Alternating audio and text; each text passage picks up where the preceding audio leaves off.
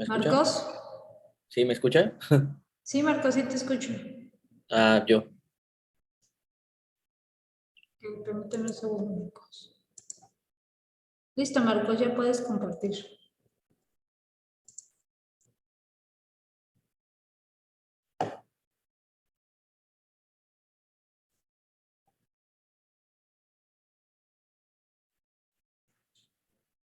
¿Ahí se ve? Sí. Perfecto. ¿Está bien si lo hago con la cámara apagada o necesita que la encienda? No, está bien. Bueno, perfecto. Bueno, pues el día de hoy vamos a hablar acerca del riesgo país.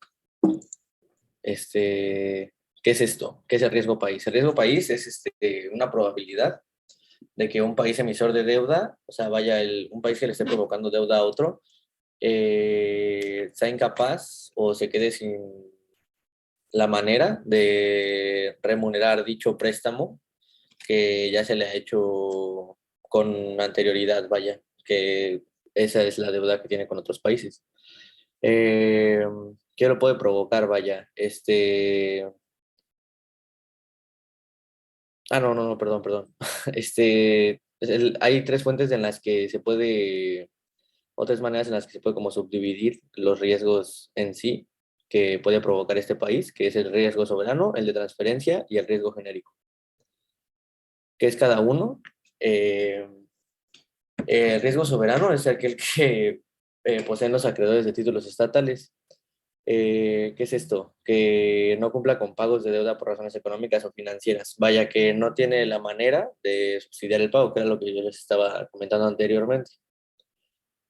El riesgo de transferencia es que el país no cuente con pues, los dividendos o el interés necesario para subsidiar el pago en el momento en el que se debería de hacer, vaya, o sea, no se pide como que sea un pago de una vez, ¿no? Porque pues, son cantidades grandes, más bien, sino que la situación económica no le permita realizar el pago constante de su deuda.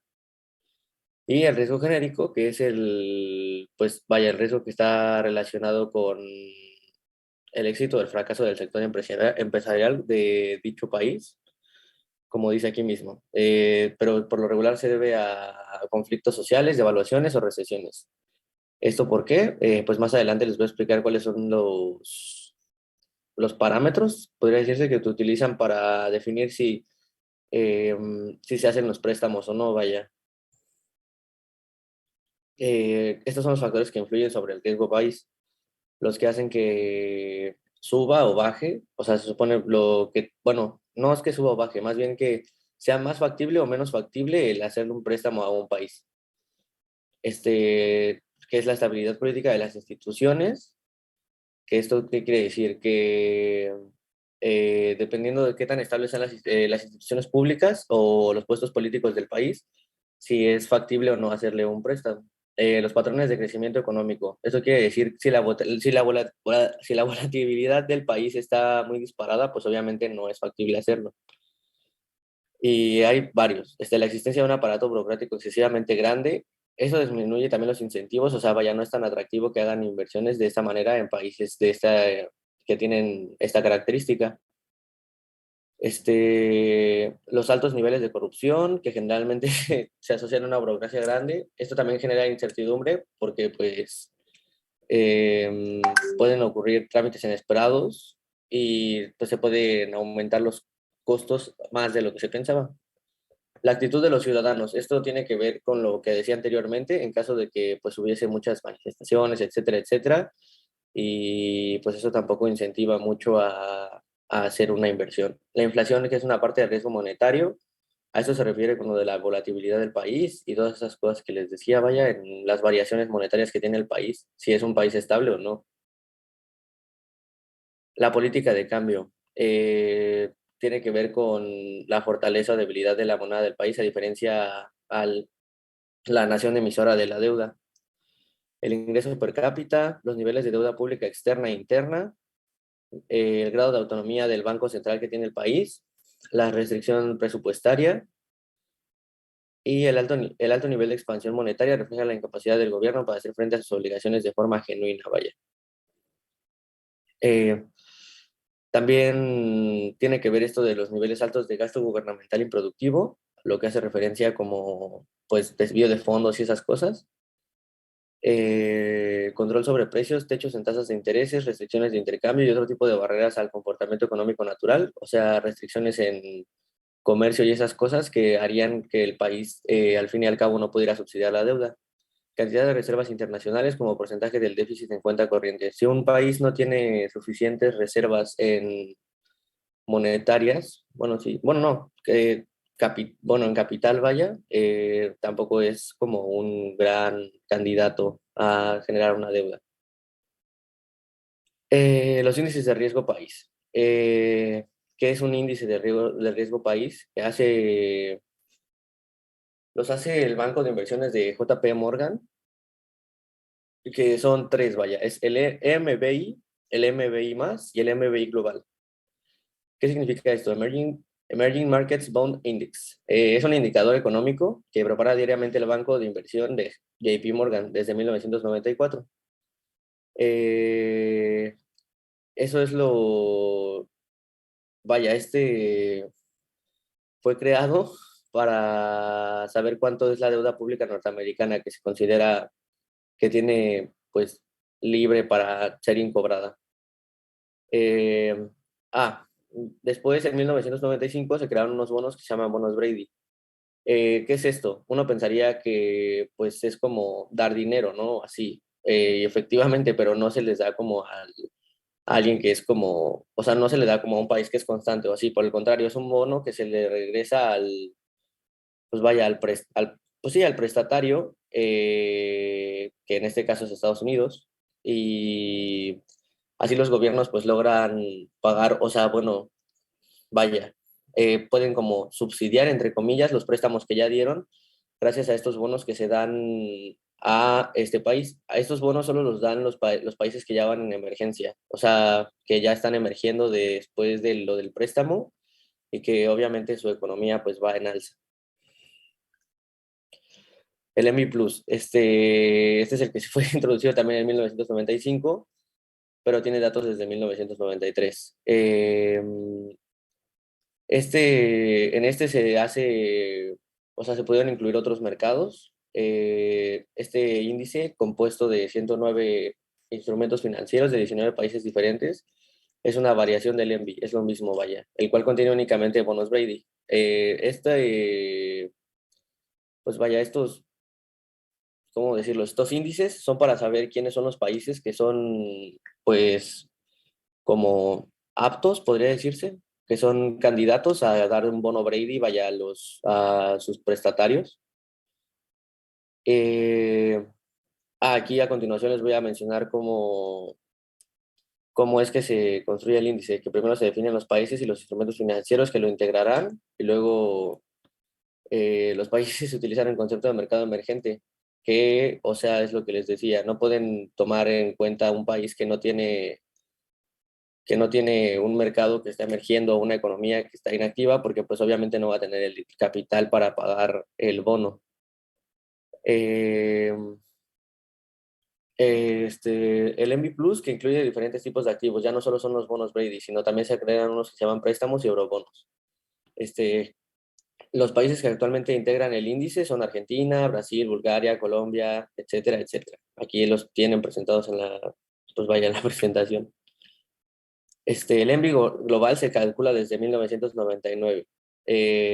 Pues se amplió más la composición con respecto al ENVI Plus, usando un proceso de selección de países diferentes y admitiendo instrumentos menos líquidos. ¿Esto qué quiere decir? Pues gracias a pues se definieron mercados de países emergentes con una combinación de ingreso per cápita definido por el Banco Mundial. Lo que quiere decir que, o sea, gracias a pues se agruparon países con deudas superiores a las que ya se exigían antes, que no eran considerados como mercados emergentes. O sea, no fue algo bueno, vaya. ¿Cómo se calcula el riesgo país? Este, En un momento vamos a ver un ejemplo, pero la forma más utilizada para calcularlo es restar la tasa de interés del país que se analiza, o sea, el que quiere el préstamo, el que quiere, bueno, obtener la deuda, y se le restan los bonos emitidos por el Tesoro de los Estados Unidos. Eso quiere decir que estos son libres de riesgo, vaya, o sea, es un dinero que está ahí que no afecta al país en sí. Se da en en un valor porcentual y a continuación lo vamos a ver.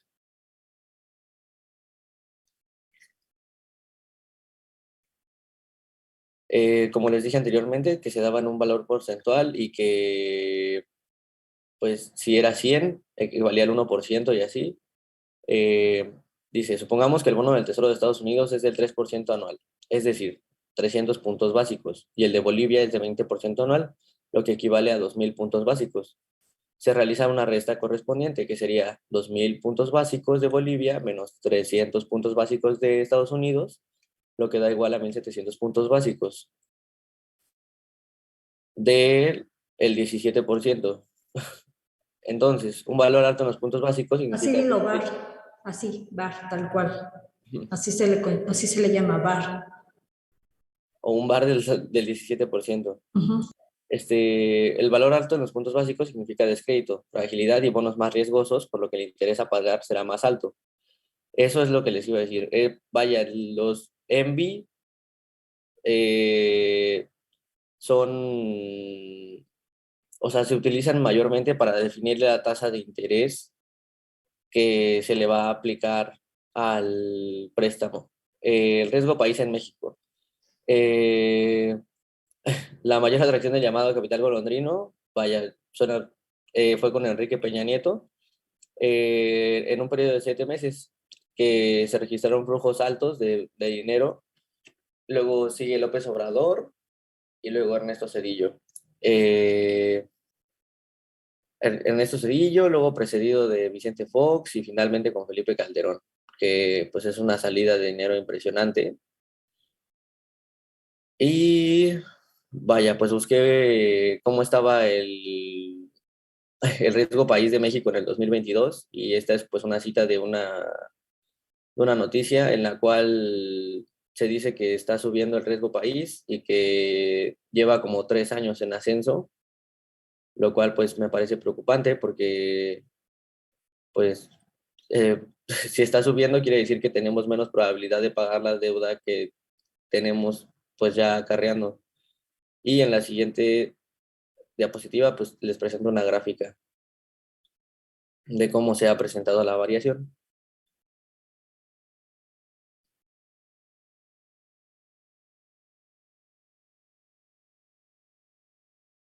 ¿Alguna duda, pregunta?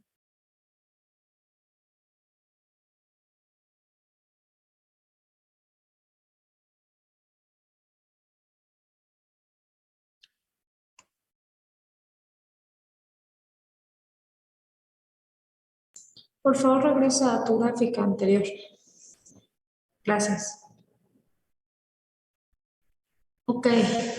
¿Qué importancia le da este gobierno federal actual al riesgo país y a las calificaciones de las calificadoras internacionales como JP Morgan?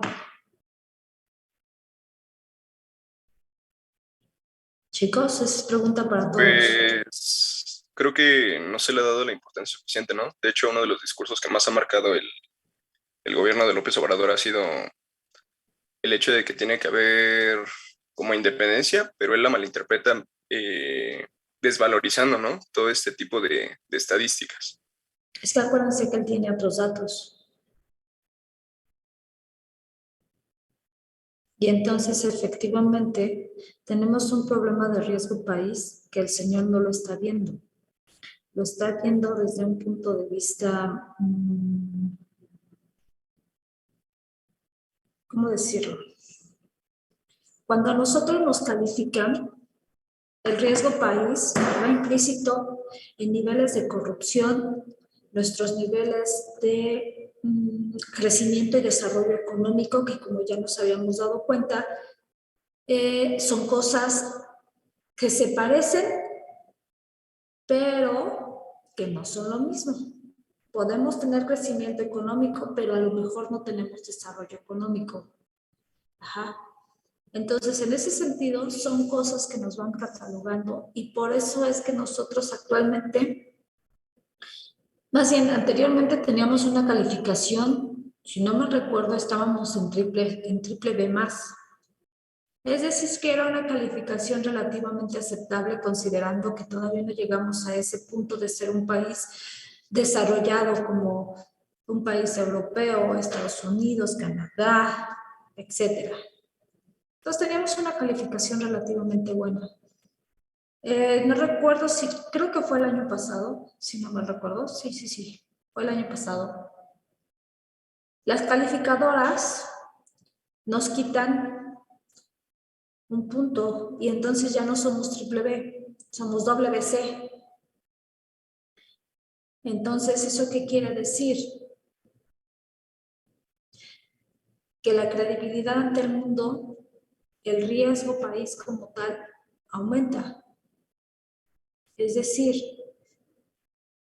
tenemos más altos niveles de violencia, por lo tanto, se va a producir menos, no vamos a poder pagar deuda externa, porque básicamente lo que nos acaba de decir su compañero, y si puedes regresar por favor a la primera diapositiva o de las primeras diapositivas, por favor.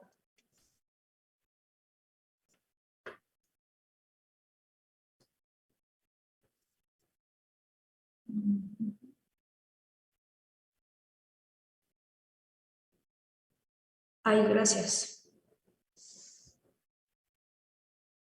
Dice, el riesgo país se hace referencia a la probabilidad de que un país emisor de deuda, sea incapaz de responder ante sus compromisos de pago de deuda. Ajá, en capital e intereses en los términos acordados. Es decir, nosotros como país emitimos deuda, esa es la pregunta. ¿Emitimos deuda, sí o no? ¿Qué significaría ser emisor de deuda?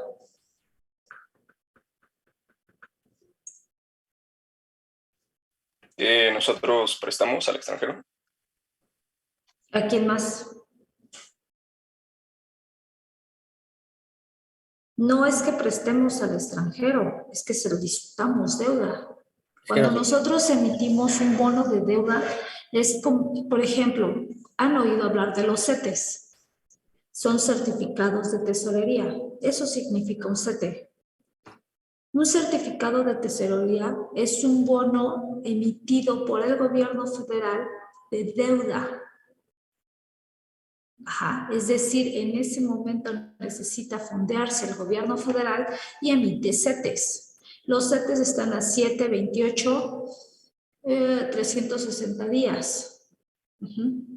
Y es una tasa base cero. Es una tasa, ay, es que no me acuerdo cómo se llama. Bueno, regularmente tú llegas a un lugar y le dices, disculpe usted, señor. Tengo 100, los CETES cuestan 10 pesos. Disculpe, señor, aquí traigo mis 10 pesos. ¿Cuánto me va a dar de tasa de interés? No, pues el 8% anual. Acuérdense, es anual. Entonces, si tenemos un CETE de 28 días, lo dividimos entre 28 días, ¿no? 360 y vemos cuánto nos dan 28 días. Bueno. Pero este CETE regularmente, es que no me acuerdo cómo se dice, la verdad es que no me acuerdo. Regularmente el CETE, les digo, todos los CETES valen 10 pesos. Entonces, ¿qué es lo que hacen? Es una tasa... ya, no me voy a afligir, no me acuerdo. Pero cuando ustedes compran el CETE, la ganancia va a ser de la siguiente manera. Si ustedes van a cualquier lugar y das tus 10 pesos, a lo mejor te van a dar un peso por esos 10 pesos. Y esa va a ser la tasa de interés que te van a pagar por haber prestado tu dinero. En el caso de los CETES no es así. En el caso de los CETES tú sabes que vales 10 pesos, te hacen la tasa, es una tasa de redescuento, ya me acordé, es una tasa de redescuento. En donde tú vas a pagar por cada CT 9.86, 9.40, 9.50 y al término del plazo tú vas a recibir tus 10 pesos. Por eso es una tasa de redescuento. Esa es una emisión de deuda interna. Nosotros compramos deuda interna. Nosotros como ciudadanos decimos, ¿sabes qué? Va a salir una emisión de CETES y yo voy a comprar CETES. Existe en el mercado financiero un mercado primario y un mercado secundario. El mercado primario es la emisión original y el mercado secundario es cuando ya está en el mercado. Básicamente es donde, por ejemplo, donde ustedes compran acciones. Cuando sale la primera emisión de esas acciones es el mercado primario. Una vez que ya alguien dice, ya no necesito estas acciones, las quiero vender, se van a un mercado secundario. Eso es para que más o menos vayan entendiendo un poquito de finanzas. Hay veces que en los mismos CETES también se pueden conseguir en el mercado secundario. Sobre todo se van a conseguir los de 360 días. Pero también hay personas que dicen, ¿sabes qué? Necesito mi dinero, necesito mi liquidez inmediata y todavía me faltan 2 semanas para cumplir los 28 días. Lo vendes en un mercado secundario. Esa es emisión de deuda. Ahora, dice, sea incapaz de responder a sus compromisos de pago de deuda en capital e intereses en los términos acordados. México, ¿a quién le pide dinero? Chicos, chicas, ¿a quién le pide dinero México? Principalmente. Es al Fondo Monetario Internacional, ¿no? Al Fondo Monetario Internacional. Y aquí nos remontamos a sus clases de historia. Uno de los mayores, o de donde donde se ha pagado más deuda externa, donde aumentó la deuda externa, fue más o menos en los años 80. Estamos hablando que estaremos 83, 84, si no es que fue en el 85, gobierno de Miguel de la Madrid, en donde hubo un pequeño problema en el país. ¿Cuál fue el pequeño problema del país? Chicos, chicas, ¿cuál fue el pequeño Fue problema? bueno, no estoy seguro, pero según yo recuerdo fue por la devaluación del precio del petróleo, ¿no? Por el conflicto en Medio Oriente. Devaluación del precio del petróleo y aparte súmenle que tuvimos un enorme temblor. Entonces el país necesitaba dinero, porque el precio del petróleo disminuye, por lo tanto, recuerden que nuestra economía base se basaba en los precios del petróleo. Esos eran los mayores ingresos del gobierno. De tal manera que tenemos un problema con el petróleo y luego tenemos una emergencia nacional llamada temblor de 1985, donde miles de casas se cayeron, donde no había comida para esas personas que lo perdieron todo. Entonces el gobierno tenía que hacer algo. En ese momento, el Fondo Monetario levantó su manita y dijo, México, yo te presto. Y efectivamente lo prestó, pero con condiciones macroeconómicas. ¿Y cuáles fueron esas consecuencias macroeconómicas que hasta la fecha seguimos teniendo? ¿Alguien la sabe? Chicos, chicas, ¿no van a participar? Perdón, profesor, ¿cuál fue la pregunta? No escuché. ¿Cuáles fueron lo que nos pidió el Fondo Monetario Internacional que hiciéramos para prestarnos el dinero que necesitábamos en ese momento? ¿Y qué tanto se queja López Obrador? Se sigue quejando de lo mismo. generalmente era la entrada, bueno, la apertura al mundo exterior, ¿no? De hecho, me parece que Miguel de la Madrid también es uno de los presidentes tecnócratas. Así es. ¿Cuál fue el modelo económico que tuvo que implementar? Bueno, ya no lo implementó Miguel de la Madrid, el que lo implementó fue Carlos Salinas de Gortari. El Fondo Monetario Internacional dijo, México te presto el dinero, pero a cambio tú vas a implementar un modelo denominado neoliberalismo. Modelo que fue creado en Chile para la economía chilena, y como piensan que Latinoamérica es exactamente igual y todos somos igualitos, nada más porque somos latinos, hablamos el mismo idioma, pues dijeron pues que más da que se lo implementemos a México. Pero tenemos que tener en cuenta que cada país tiene sus propias características socioeconómicas, sociopolíticas, y pues obviamente el modelo no funciona igual. Tenemos que crear un modelo propio, no un modelo que tienes que implementarlo a la perfección. Sin embargo, pues hubo cosas que no aplicaban por el mismo modelo político que había en México. Por eso les dije que tanto se queja López Obrador, ¿no? Se sigue quejando del neoliberalismo. Ajá. Entonces, parte de eso son las cosas, y esa es la parte de la deuda que tenemos que seguir pagando, los intereses y el capital. Una cosa es que pagues intereses y te digas, no, pues si ya pagué 200 pesos, sí, pero estás pagando 200 pesos de intereses, no has disminuido absolutamente nada de la deuda. Parte de por qué disminuyó la calificación y por qué aumentó el riesgo país. ¿Por qué creen que sea? Chicos, chicas, ¿por qué creen que sea? Pues pues luego, ¿no? Todos los comentarios que saca acá el presidente, ¿no? Y algunas de las Incertidumbre reformas. financiera. ¿Qué es lo que hizo con la inversión extranjera directa específicamente? Si bien en parte le doy la razón de que ese aeropuerto estaba más amañado que nada, sí, estaba muy amañado. El aeropuerto de Texcoco iba a tener grandes inversiones, sí, pero también era un nido de corrupción. Ahí sí le doy total y absolutamente la razón, porque sabíamos que era altamente corruptible. Totalmente, le doy la razón. El problema fue que desbarató el proyecto desde el origen, y la inversión extranjera directa dijo, voy a meter mi dinero en un país donde no tengo certidumbre, donde mi dinero yo estoy invirtiendo ese dinero y no lo voy a recuperar.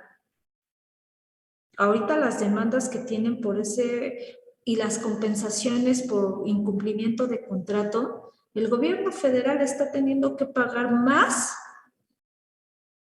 que lo que hubiera costado el aeropuerto. A lo mejor es un mal necesario, la historia lo dirá. Pero hasta ahorita lo que ha demostrado el AIFA, pues es como que no está haciendo lo productivamente necesario para alcanzar los niveles de productividad que necesita ese aeropuerto. Y si seguimos así, va a terminar siendo un aeropuerto de tipo carga. Y nosotros no necesitamos un aeropuerto carguero, necesitamos un aeropuerto que transporte gente. Entonces, pues bueno, las estadísticas lo mostrarán. No lo mostrará un punto de vista personal, sino una estadística. Y como economistas lo tenemos que ver así, como estadístico. Podemos ser partidarios o no del Señor. Podemos decir, es que AMLO es mi pastor. AMLO es lo máximo, es lo mejor que le pueda suceder a este país. También como economistas tenemos que ser lo más objetivo que puedan. Decir, vamos a las cifras, no basarnos en es que es lo mejor. Váyanse a las cifras. ¿Sale? Váyanse a las cifras, váyanse a los antecedentes, váyanse a las gráficas, donde se demuestran las cosas. Y en tal sentido se puede mencionar 3 fuentes: riesgo soberano, riesgo de transferencia y riesgo genérico. Siguiente diapositiva, por favor. ¿Todo sigue ahí? Gracias. El riesgo soberano es aquel que se posee los acreedores de títulos estatales.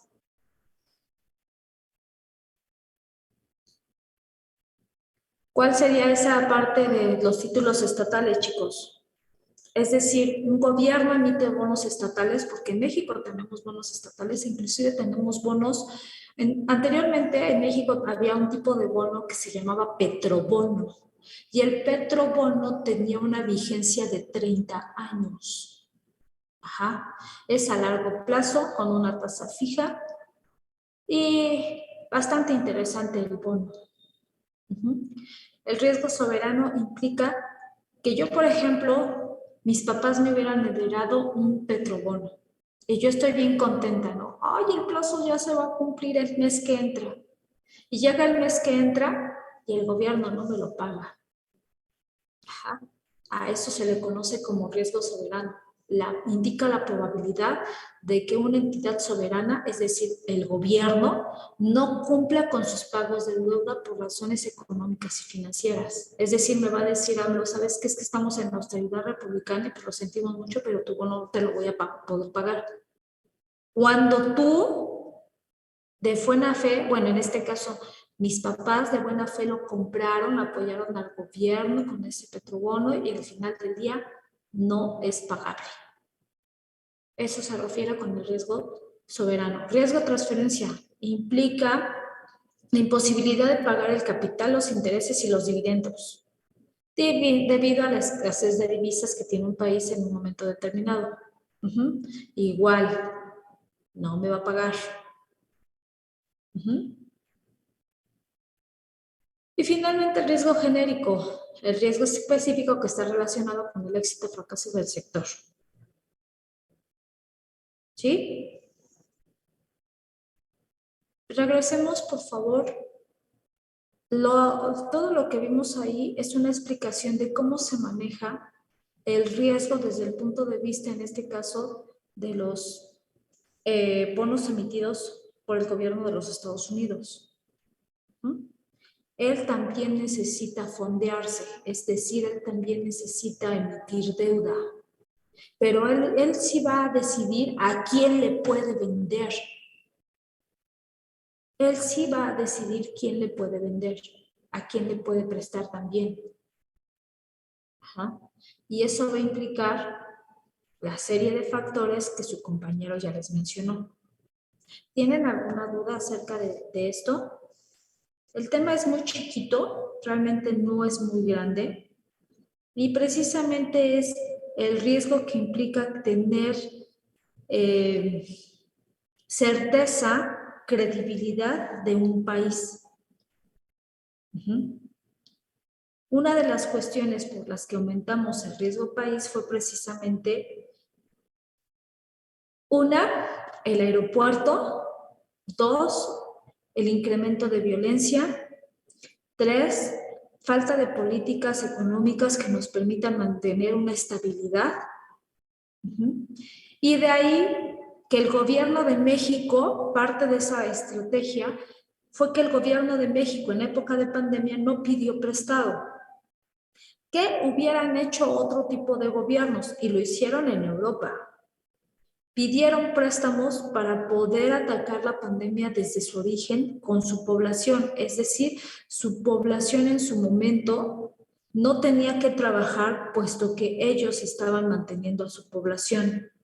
En el caso de México, pues lo tuvimos que resolver, o sea, varios de ustedes vieron cómo los ingresos de sus hogares se vieron mermados debido a la falta de ingresos. Muchos de ustedes, posiblemente sus papás o las personas con las que conviven, con las que viven, tenían negocios donde no había una rotación, donde no había un flujo circular de la economía, es decir, no producías, no vendías y por tanto no tenías ingresos y por tanto tus empleados no cobraban, etcétera, etcétera, etcétera. Parte de lo que hizo el gobierno dijo, no me voy a endeudar, pero cometió un pequeñito ahí que yo dije, ay, pues no sé si es mejor o peor lo que acabas de hacer. No se endeudó, pero sí hizo una reestructura. Y al hacer una reestructura es como pedir un préstamo para cubrir el préstamo. Eso es una reestructura. No, yo no me endeudé más, ¿no? Pues nada más hiciste una reestructura. Un préstamo para cubrir el otro préstamo. Y habrá que ver si esa reestructura tenía una tasa de interés menor a la que teníamos antes, es benéfico. Pero si esa reestructura tenía una tasa, aunque sea un punto porcentual por arriba de lo que teníamos anteriormente, pues entonces, ¿para qué lo hiciste? Para no pagar tantos intereses, ok, en su momento está bien, pero vas a terminar pagando más intereses porque te aumentaron la tasa de interés. ¿Sí? Son cosas que como economistas, ya se los dije, ustedes pueden alabar y querer al partido que quieran, pero también hay que ser objetivos, ser hasta tecnócratas si quieren. Pero nosotros tenemos que verificar con hechos, realidades, no con fantasías. Esa credibilidad que el país perdió en su momento fue precisamente por tanto ingenio. Por tanto ingenio. Actualmente tú escuchas la mañanera y a veces hasta, pues parece, pues mejor jálate tu botecito de palomitas porque hay cosas que no concuerdan con la realidad, no concuerdan con lo que estamos viviendo. Políticas de balazo, de abrazos no balazos, pues lo único que hacen es vulnerar al país en un sentido de aquí manda el más fuerte, no manda el gobierno, no hay una cuestión de soberanía. Entiendo que no quiera tener daños colaterales, sin embargo, el balazo que está tratando de evitar está causando más problemas en otras entidades. En mi grupo de cuarto año, que tengo presencial, uno de sus compañeros me comentaba, maestra, yo vivo en Durango. Y a mí sí me ha tocado ver, y yo no he tenido, de que aparece el muertito en la esquina de mi casa. Sin cabeza, con letrero y el crimen organizado. Y hasta le dije, qué bonita infancia. Dice, sí, bastante peculiar mi infancia. Entonces no es como, ay, qué lejano está esto. No, no es que esté lejano. Y lo tenemos que ver como un asunto desde el punto de vista social, desde el punto de vista económico y desde el punto de vista político. Si una zona es catalogada de alto riesgo, la gente no va a invertir o las empresas no van a invertir porque van a soler perder su dinero. Eso que nos trae como consecuencia como economistas, a ver, futuros economistas, si no hay algo que sustente, ¿qué consecuencias sociales nos puede traer? Y económicas. Pues inseguridad en muchos otros rubros, ¿no? Por ejemplo, lo que está mencionando aquí, la seguridad social, alimenticia. En este caso también, por ejemplo, en cuanto a si quieren hacer algunas nuevas obras, pues tampoco va a haber fondos para poder hacerlos. Ok. ¿Qué más? Pues, creo que en realidad de muchas índoles. Uno, si no hay inversión, no hay generación de empleos. Si no hay generación de empleos, desde el punto de vista social y de los problemas sociales, desde la sociología, nos damos cuenta que se incrementa el crimen organizado. Una, dos, se incrementa el crimen como tal. No tienes trabajo, necesitas comer, pues delinquir para ti se convierte en una opción que no debería de ser una Profesora, opción. creo que tiene su micrófono. ¿Ya me escuchan mejor? ¿Sí me escuchan? Sí, ahora sí ya se escucha. Ah, ok, perfecto, gracias. De tal manera que también nosotros tenemos que verlo desde el punto de vista social. ¿Mm? El bien social, el desarrollo, ahí es a donde implica lo lo que yo les comentaba del famoso desarrollo económico. Podrás tener crecimiento económico, pero si no tienes desarrollo económico, algo está fallando. ¿Sí? ¿Dudas acerca del riesgo país? ¿Podrías poner ya, por favor, la gráfica?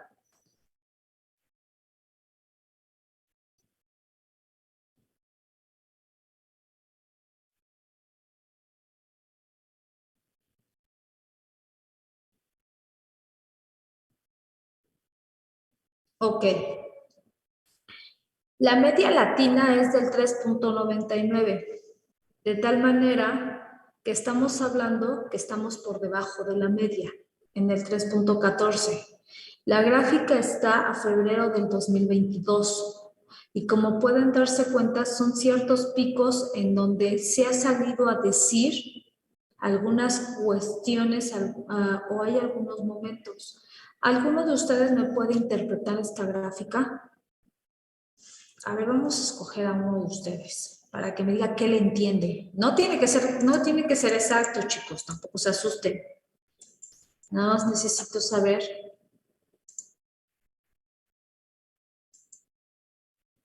A ver, Jacome, Sandoval, Ángel, ¿qué le entiendes a esta gráfica? ¿Me puedes repetir, por favor? ¿Qué le entiendes a esta gráfica que está en la pantalla? Eso es lo único que yo quiero saber. ¿Qué le entiendes a esa gráfica? Lo que tú le entiendas. Puede ser correcto, puede ser incorrecto, no importa. ¿Qué le entiendes?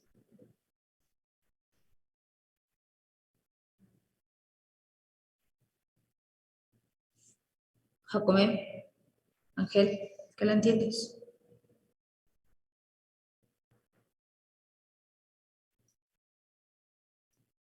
O sea, me puede decir, aquí crece, aquí baja.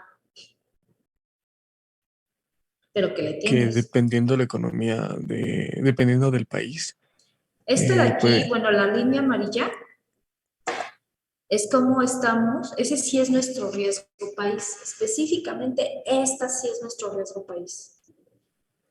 Esta de aquí es una comparación, bueno, la parte de abajo es una comparación con el resto de Latinoamérica. Estamos hablando que tenemos un promedio, una media de 3.99 a nivel media latina, pero a nivel global está en 3.47. Es decir, si lo vemos en términos globales, estamos por arriba del global. Pero si lo vemos en términos latinos, estamos por abajo del latino. Ahora sí, sobre todo, explícame por favor, ¿qué le entiendes a esta línea de riesgo país en el caso de México?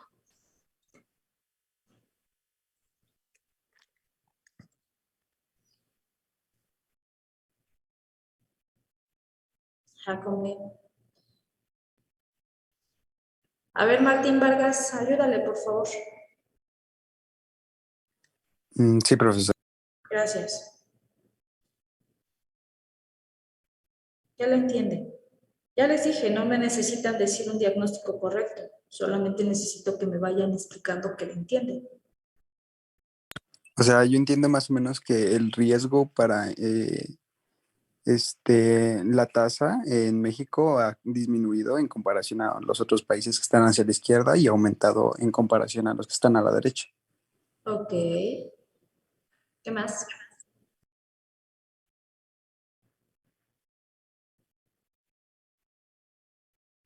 ¿Qué más, chicos? Perdón, tenía que apagar mi micrófono y estaba hablando. También, o sea, se ve que ha ido en aumento desde el 31 de diciembre del 2020, Ujú. a pesar de que en 2021 no hubo tanto, para 2022 ya superó el límite, bueno, superó el alto que había tenido en el 8 de marzo del 2021. Ok. Ajá, ajá. Si lo vemos desde el punto de vista financiero,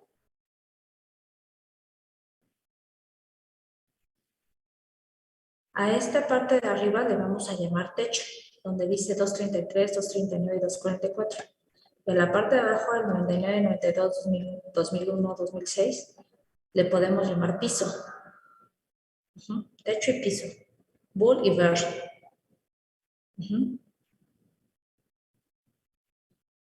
Entonces podremos decir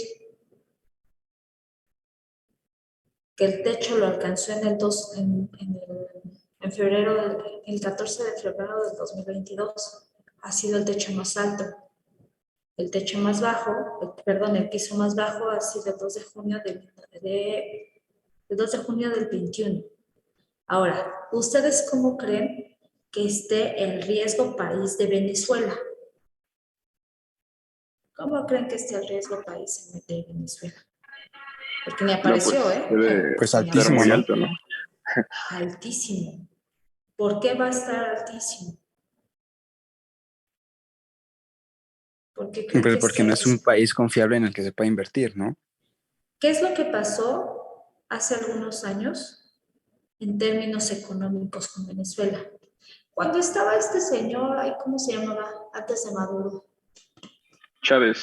Chávez. Chávez. Lo que hizo fue nacionalizar las empresas, es decir, se las arrebató al sistema privado. Había empresas de muchas nacionalidades. Yo les comento el de Procter & Gamble.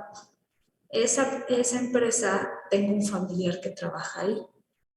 Y en una ocasión inclusive llegó a ir a Venezuela. Me acuerdo que yo acababa de comprar maletas, por eso supe que fue a Venezuela y me dijo, oye, ¿te compraste unas maletitas? No, pues sí, ¿me las prestas? Voy a Venezuela por mi trabajo. Y pues yo le presté las maletas. Por eso es que sé que fue a Venezuela. Tiempo después, él mismo me dice, tuvimos que salir de Venezuela porque Venezuela se quedó con todo. Esa incertidumbre por parte de las empresas, ¿creen que quieran seguir invirtiendo en Venezuela? Si de todas maneras se los van a nacionalizar, se los van a quitar. Cuestiones políticas. El mundo reconoce a un presidente, tienen otro presidente en Venezuela, las condiciones sociales no son las óptimas. Honestamente no he hecho un análisis a profundidad para saber las condiciones económicas, políticas y sociales, pero tan solo las políticas, pues ahí sí nos damos cuenta, ¿no? Que intenta ser un país socialista con aspectos capitalistas, muy marcadas, muy marcados. Entonces ahí de tarea, eso sí se los voy a dejar, de tarea, me van a investigar el riesgo país de Venezuela. ¿Y cuál ha sido la calificación? Es el riesgo país de Venezuela, la calificación de JP Morgan para Venezuela y cuáles han sido los principales factores que están afectando su calificación, tanto el riesgo país como la calificadora internacional.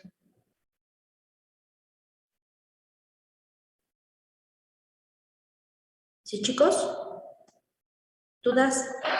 Se lo entregamos en formato, bueno, lo hacemos en Word o quiere algo más.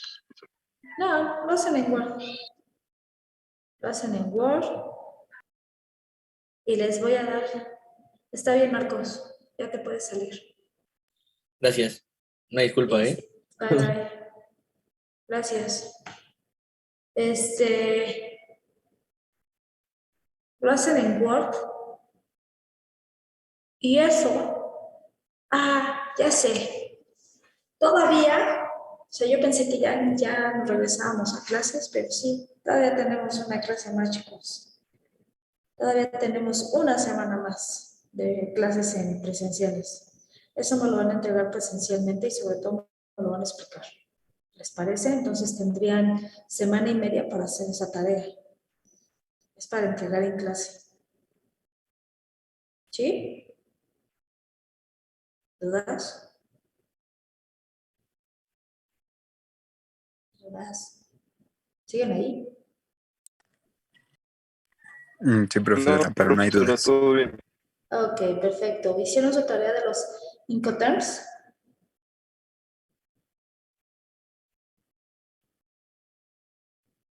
Chicos, ¿hicieron su tarea de los Incoterms que les pedí la clase pasada?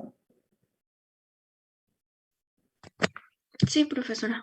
Perfecto. Empiecen a decir, por favor, que primero, ¿qué es un Incoterms? Bueno, yo encontré que eran términos que se utilizaban en las operaciones de compra-venta entre compañías de diferentes países. Exactamente. Es decir, estamos hablando de un comercio internacional. Ajá. Básicamente de eso estamos hablando, de comercio internacional. Y cuando estamos hablando de comercio internacional, deben tener en cuenta, y no sé si a ustedes les apareció una hermosa tablita en donde decía cómo estaban relacionados, cómo es que debías de, a ver, déjense los pongo en pantalla.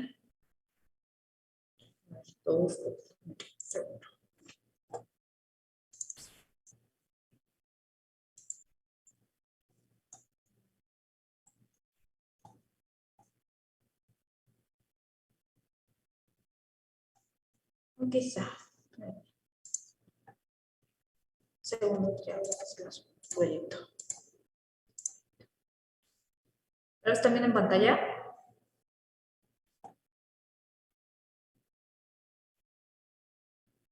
Sí, sí. ¿Sí se ve? Sí. Ok, nosotros lo que estamos viendo con los Incoterms es la forma en cómo vamos a negociar entre empresas, cómo se negocia entre empresas y la responsabilidad que conlleva cada una de ellas. Es decir, yo puedo tener un comercio internacional con una empresa canadiense que me va a traer el producto en un buque. Bueno, ¿hasta dónde llega la responsabilidad de esa empresa canadiense y hasta dónde empieza mi responsabilidad?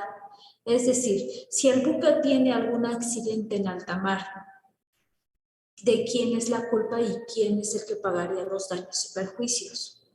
Va a depender bajo qué lineamientos negociamos, es decir, bajo qué Incoterms negociamos. A eso se refiere con las reglas que tenemos que seguir. ¿Sí? ¿Sí encontraron eso? Sí, Sí, sí, profesor. ¿Ok? Entonces, el más común y el que más se utiliza es este denominado FOB. Ese es el que más se utiliza. Ahora sí, explíquenme los que yo les pedí. ¿Quién quiere empezar? Les pedí el CFR, ¿no? Cost and Freight. Costo y flete. De puerto a destino convenido. Sí, les pedí ese, ¿no?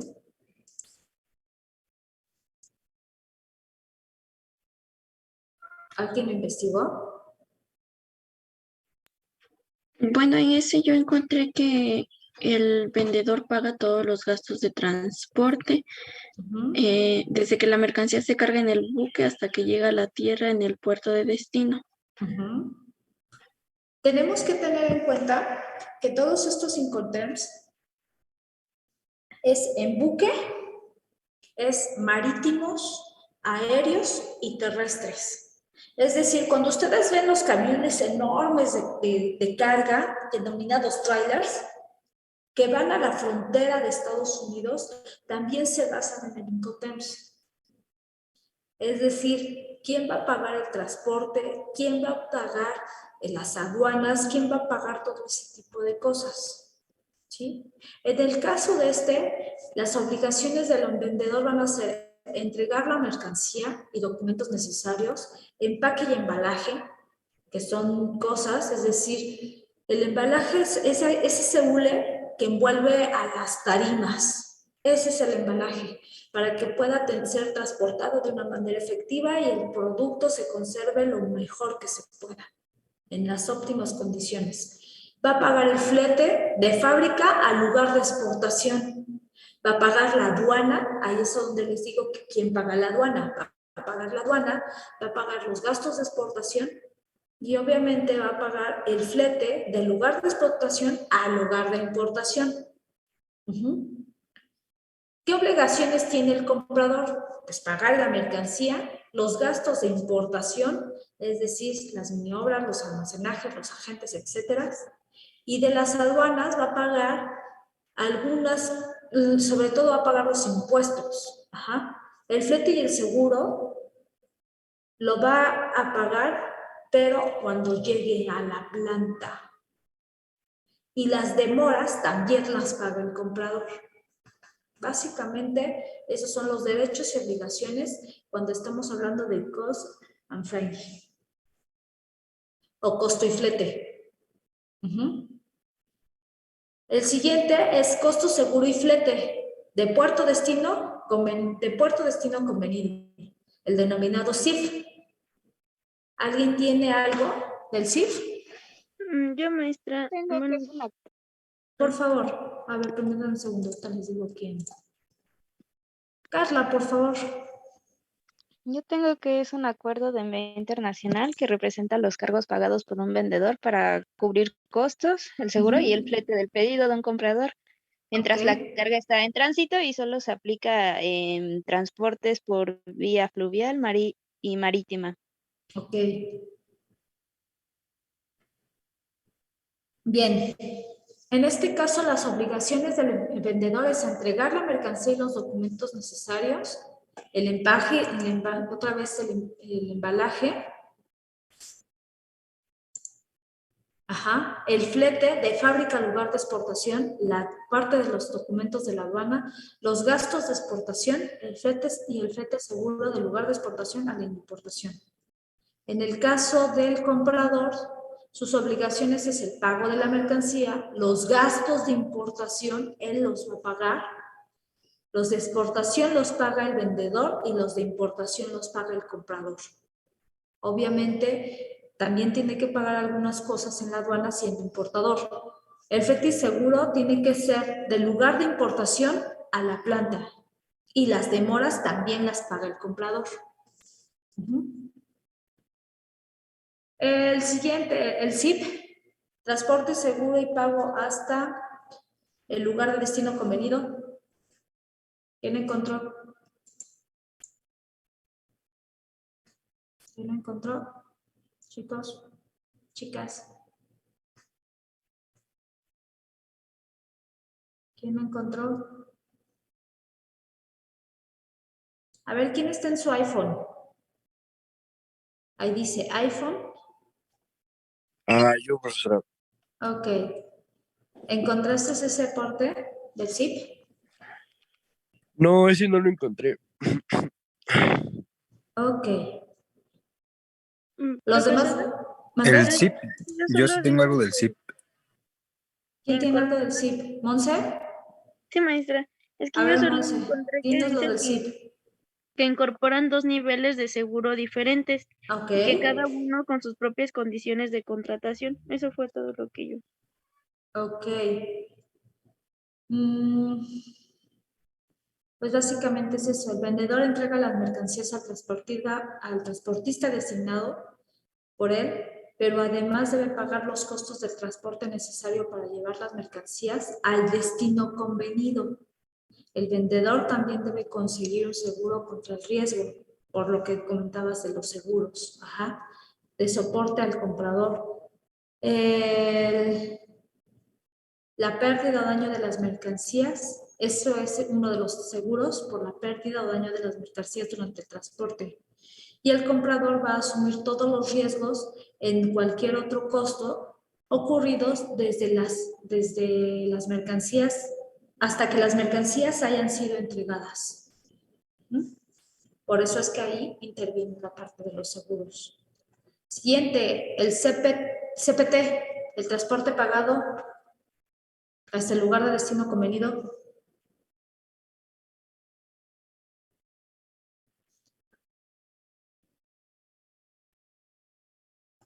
Yo encontré algo, profesora. A ver. Dice, el vendedor entrega la mercancía al transportista, haciéndose cargo del coste hasta que la mercancía llegue al lugar de destino convenido. Ok, perfecto. El vendedor entrega mercancías al transportista designado por él, pero además debe pagar los costos del transporte necesarios para llevar las mercancías del destino convenido. Es decir, el vendedor va a pagar el transporte hasta la fábrica. Si así fue el del lugar destinado, hasta la fábrica lo va a pagar. En el caso del comprador, va a asumir todos los riesgos en cualquier otro costo ocurridos desde que las mercancías hayan sido entregadas. Es decir, él va a asumir el riesgo porque las mercancías salgan dañadas, el riesgo porque haya un accidente, el riesgo porque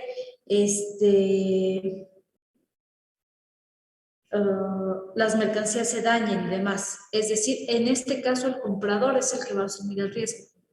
El vendedor se va a comprometer únicamente a llevarlo desde su país de origen hasta su país destino. ¿Sí? El DAF, que también esta es una de las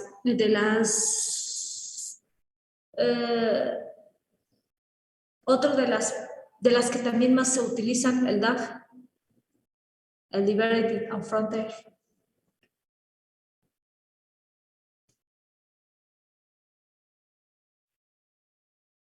Chicas.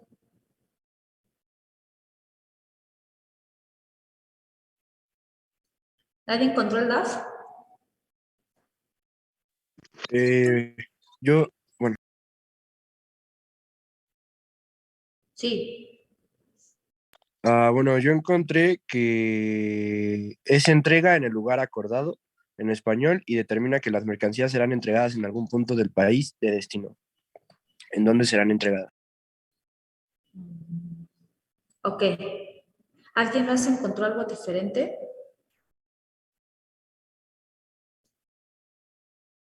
Chicos, chicas. Bueno, significa que el vendedor ha cumplido su obligación de entregar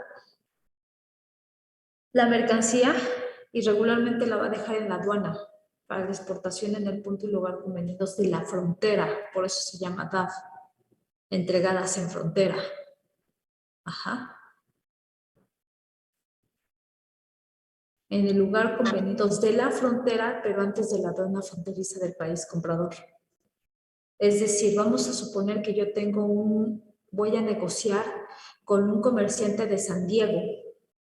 Ellos lo van a dejar en la frontera antes de cruzar.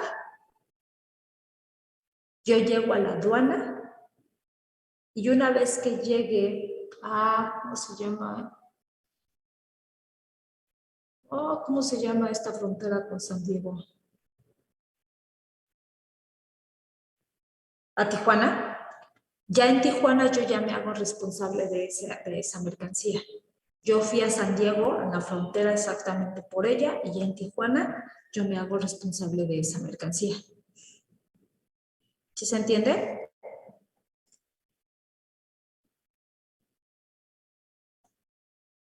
Chicos, chicas. Sí, profesora. Ok. Sí, profesora. Vámonos directamente con el que les digo que se utiliza más, el FOB. ¿Qué encontraron en el FOB? El libre a bordo. Yo encontré que la entrega se produce en el país de origen cuando el vendedor deja la mercancía en la bodega del buque de carga o de estibada. Exactamente. ¿Sí entienden lo que significa libre a bordo? Es decir, la responsabilidad del vendedor va a terminar cuando las mercancías sobrepasan la borda del buque. en el puerto de embarque. Es decir, vamos a suponer que viene una embarcación de España, él lo deja en su puerto, lo sube al buque y dice bye bye, yo ya no soy responsable de eso. Si algo le pasa en alta mar, si algún inconveniente, ya es responsabilidad del comprador. Por lo cual, el comprador debe de asumir todos los gastos y todos los riesgos, incluyendo las pérdidas o daños de las mercancías desde el puerto de aquel país de origen. Porque ya están en un buque. ¿Sí?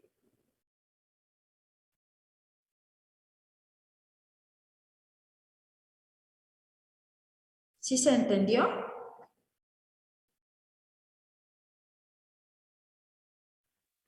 No, profesor, eso no me quedó muy claro. No sé si puede repetirlo. A mí tampoco, profe.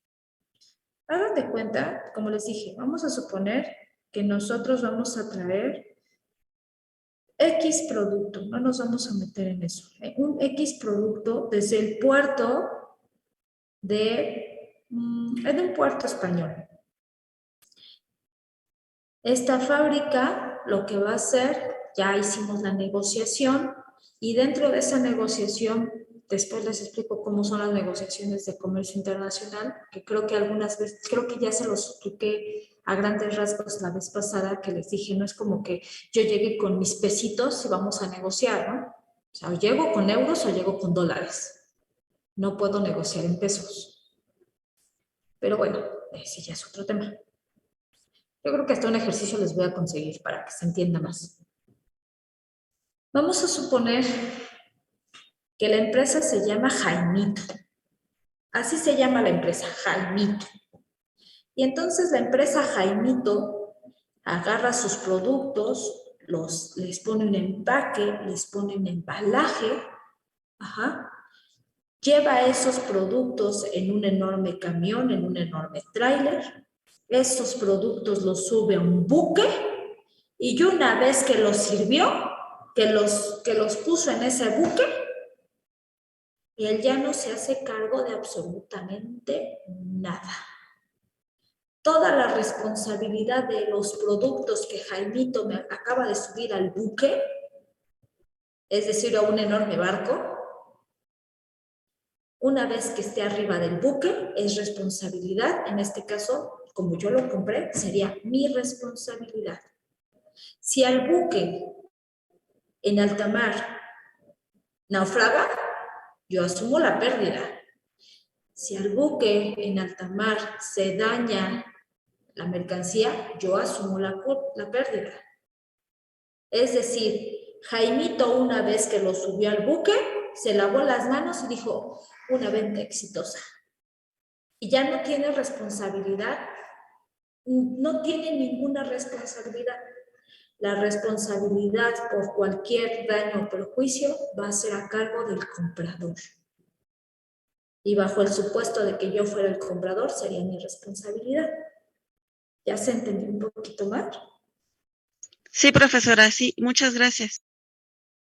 Por eso es que es el más común, porque a las empresas exportadoras les conviene que el comprador asuma todos los riesgos.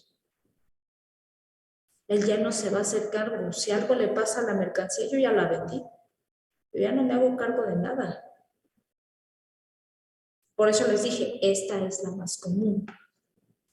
Existen empresas, sí. Profesora, pero ¿por qué es la más común? O sea, ¿no es un poco injusta? Pues porque el comprador es el que se hace responsable de todos los daños y perjuicios que pasan. Entonces al vendedor le va a encantar esa opción, ¿no?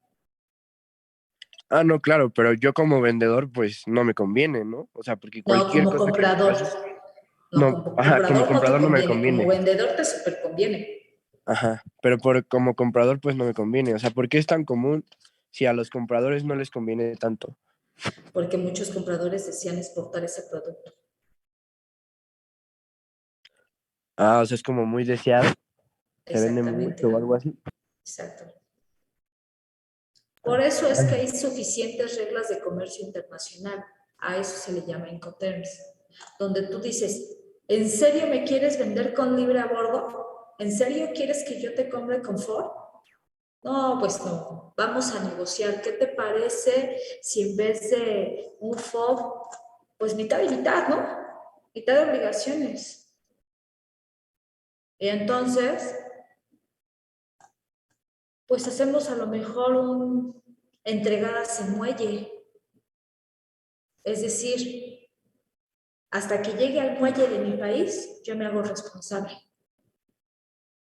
Tú te haces responsable hasta que llegue a mi nave, hasta que me llegue a mi muelle. Es el DEC, DEQ, DEC, Delivered Squire, entregadas en muelle. Pero eso es algo de negociación y obviamente el precio de exportación va a aumentar. Mucha gente por eso acepta el FOB, porque no se le incrementan los costos. Ok, puede asumir los riesgos y para eso compra los seguros. Porque eso garantizaría que no aumente tanto su costo. ¿Se entiende? ¿Por qué aceptan el FOB? Sí, profesor. Bueno, me quedó claro. ¿A los demás se entendió por qué aceptan el FOB? Sí, Pues porque así, pues no les queda de otra. no, y aparte, no se te incrementan los costos. Porque yo puedo negociar con DEC, pero el precio va a incrementar. ¿Por qué? Porque el comprador, el vendedor está asumiendo mayores riesgos. Y el FOB, pues el que asume los riesgos es el comprador. Entonces dices, uy, se me incrementa el costo en 20% y el seguro me sale en 10%. No, pues me sale más barato pagar el seguro a que ellos me lo traigan. Mejor yo voy por él. Ahí es a donde tenemos que ver una parte que se llama costos. ¿Sí? También es por eso.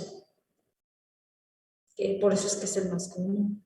Y lo van a escuchar mucho, es el FOF. Se escucha mucho, sobre todo en macroeconomía. Y ya en el siguiente semestre, no, hasta tercero van a ver, no, en cuarto. En cuarto semestre van a ver macroeconomía. Y en comercio internacional también van a escuchar mucho del FOF. Ya les dije, es la más común. ¿Dudas acerca de los Incoterms? Es un tema bastante interesante. La verdad es que es muy, muy interesante ese tema. ¿Dudas, chicos? No, profesora. No, del tema no, nada más, pues sí me quedó, bueno, tengo una duda. Sí. Este tema, por ejemplo, se ve más a profundidad en el núcleo terminal en el área de economía internacional. Economía internacional. Ah, nada más eso, gracias. Sí, ese tema lo van a ver muy, muy ya más a profundidad en economía internacional. Y me parece que en sexto semestre ustedes tienen materias de economía aplicada, así se le conoce esa área. Y me parece que hay una materia en donde sí se ven los Incoterms desde el punto de vista de la economía. E inclusive creo hay una materia también de materias de economía aplicada que creo que se llama economía internacional, si no mal recuerdo. ¿Sí? Bueno, chicos, si no tienen dudas, les agradezco mucho su atención. Nos vemos el día. Bueno, nos conectamos el lunes. Gracias a usted, profesora. Hasta Profesora, yo luego. tengo una duda. Yo tengo ¿Qué, una duda, pero precioso? no de esto. El trabajo final tenemos que entregar solo una persona y poner el nombre de los De los integrantes. integrantes, por favor. Y los demás, del equipo no le dan completada, ¿verdad? Nada.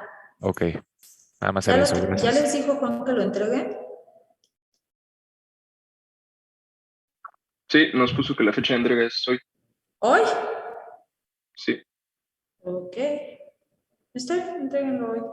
¿Tienen alguna duda de su trabajo?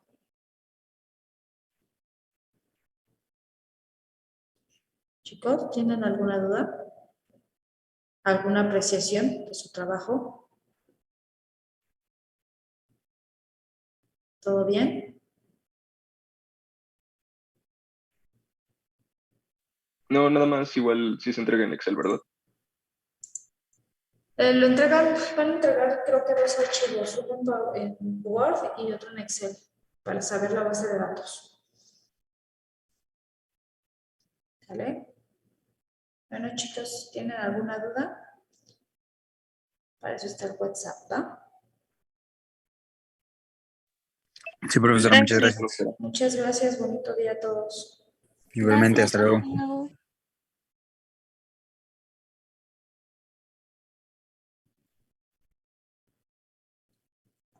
Gracias, profesora. Gracias.